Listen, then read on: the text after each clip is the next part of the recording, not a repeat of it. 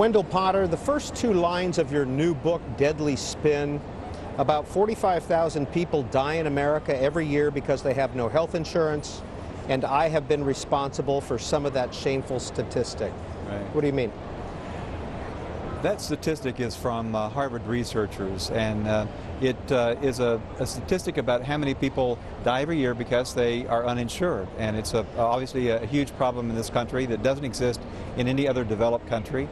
And part of the reason for that is because the health insurance industry has been so successful in many, every time that healthcare reform has been before Congress in either shaping reform or defeating it entirely, that we've not been able to attain universal coverage.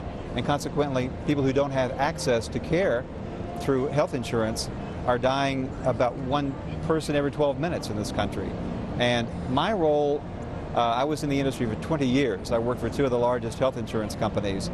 And part of my job was to support the industry, to make sure that people perceived it in a certain way, and to manipulate public opinion so that Congress would not enact legislation that would really, reform the system in ways that would be harmful to the industry. What was your role in the healthcare industry?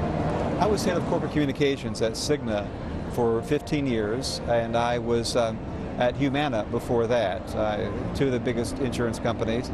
I also worked during those years very closely with my colleagues at the trade associations, America's Health Insurance Plans, and for many times in developing front groups and working in coalitions representing the companies I work for, helping to plan communication strategy when the industry was under attack or when legislation was being proposed that the industry didn't like. Well, Wendell Potter, you talked about manipulation of statistics or opinion. How would you do that? The way you do it is very much behind the scenes. Often it's just the selective use of facts and data to support your point of view. The industry does a lot of surveying and captures quite a bit of data, and they use selective bits and pieces of data to support their points of view. They feed that to lawmakers.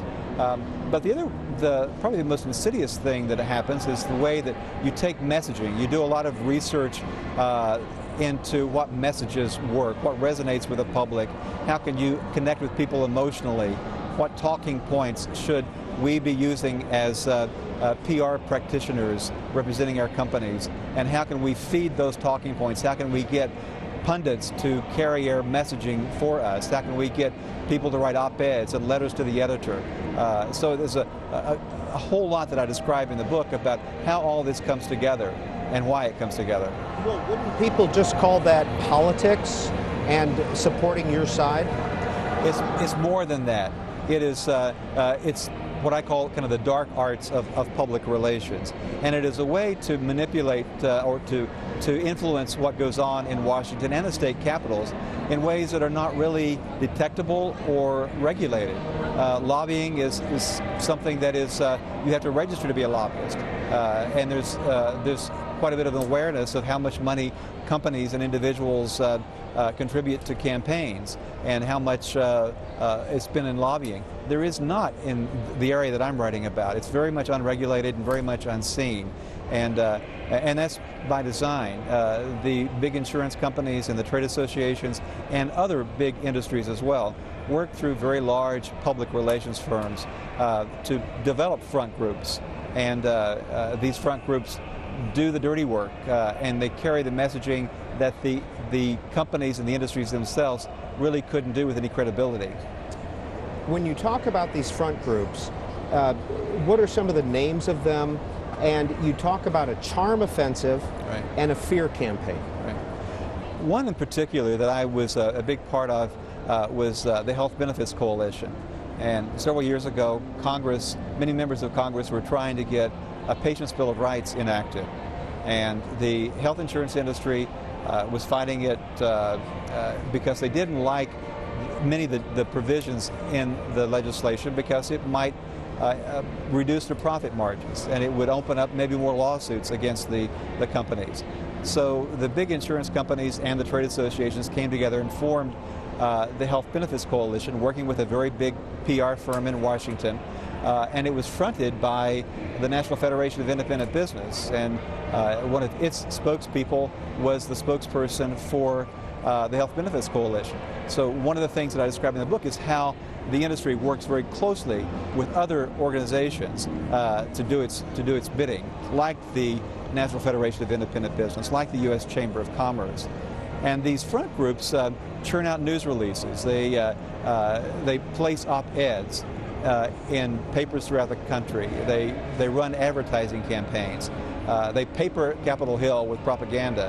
And it's all done under the guise of a grassroots organization often, or a business group like the healthcare, like this coalition I'm talking about. And it gives the perception that this is a group that is run by independent businesses, when in fact the funding, the vast majority of the funding, and the reason for its existence is from the insurance industry. So what's the charm offensive? What's the fear campaign?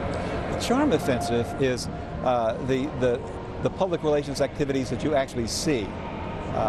For example, on March the 5th, President Obama had a healthcare summit, and he invited about 150 people to the summit, members of Congress, representatives of the various special interests, including the health insurance industry, as well as the pharmaceutical companies and the hospitals and the American Medical Association and many others. And toward the end of the summit, the president called on various people to speak, and one of the persons he called on was Karen Ignani, who heads America's health insurance plans.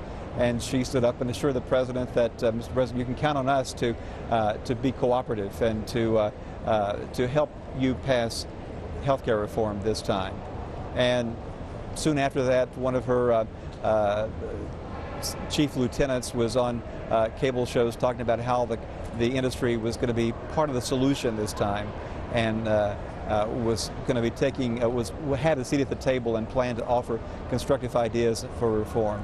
That's part of the charm defense, is saying things that you know that the president wants to hear, that Congress wants to hear, and that the public wants to hear, to make you appear to be very cooperative and very much a part of the team.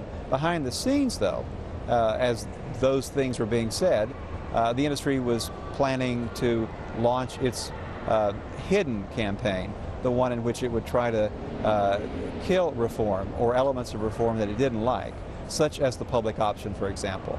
And it would do this through getting op-eds placed, for example, and sending material to Capitol Hill to try to influence lawmakers' votes, and to give lawmakers that were their friends things to say, like characterizing the Democrats' plan as a government takeover of the health care system. That is a term that came straight out of the insurance industry. You write quite a bit about Karen Ignani. What are your impressions of her? I'm actually I have a lot of respect for Karen Ignani. I think that she's someone who's been ideal for the health insurance industry. She's very charming, very articulate. She's probably one of the most effective lobbyists, I think, on Capitol Hill, representing an industry that is not held in very high esteem at all. And I think she's done a very fine job representing the interest, and has been a good face for the industry. And I think that she's very good with the media, and certainly good as a lobbyist on Capitol Hill. She understands the political process. She's been on the Hill and has worked in politics for many years. So I think in many ways she has been perfect for the industry. But she has been someone who also, you can't be head of an organization like that and not know what is going on in your organization, how these campaigns are being plotted and how they're going to be carried out.